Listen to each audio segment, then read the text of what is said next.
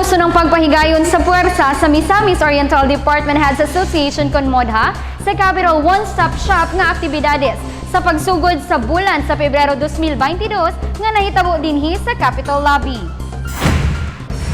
Kini nga inisyatiba na mugna kay tinguha sa kagamahan ng probinsya nga mahatagan og hibog aton og prioridad ang tanang mga programa o proyekto nga ipatuman sa umalabot panahon gikan sa nagkaraang buhatan sa Kapitolyo. Gikalipay ni Governor Bambi Imano dihang nasaksihan niini ang kamahinungdanon sa programa og kalihukan gumikan milampos kini tungod sa hingpit nga pagtinabanga sa nagkaraang buhatan sa Kapitolyo probinsyal aron mapangandaman ang mga batakang serbisyo nga angayan matugyan ngadto sa katawhan sa lalawigan sa ligdong nga paagi. Gani ni atong panahon na sab nahitabo ang paghatag sa replica check alayon sa support to Barangay Development Program kon SBDP ngadto sa pipila ka mga LGU. Dungan sa kalihukan gipaabot ni Governor Bambi ang dakong importansya sa Capital One-Stop Shop nga mapaspas ang pagproseso laki pagpamirma sa mga dokumento o papeles nga labing gikinahanglan sama sa mga program design o budget plan nga angayan isubay tanan sa lagda sa gobyerno.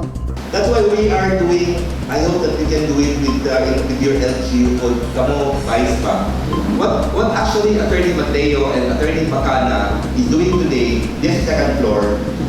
tanan projects na mga in-implement during election time na before mag-ban, amo nang ibuhat ng BR, amo nang BPO, one-stop shop dahil ang department, kunya ilang buhat ng PRPO, nanali ang budget,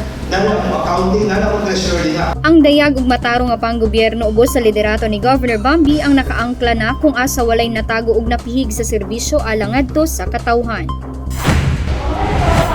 Dako usab og bilib og garbo si Governor Bambi nga nakabaton siya sa mga ulo sa departamento nga iyang masaligan dunay kahanas og labaw sa tanan nagkahiusa aron ang iyang mga misyon ug bisyon sa pangatungdanan mapaabot ngadto sa lalawigan sa Misamis Oriental.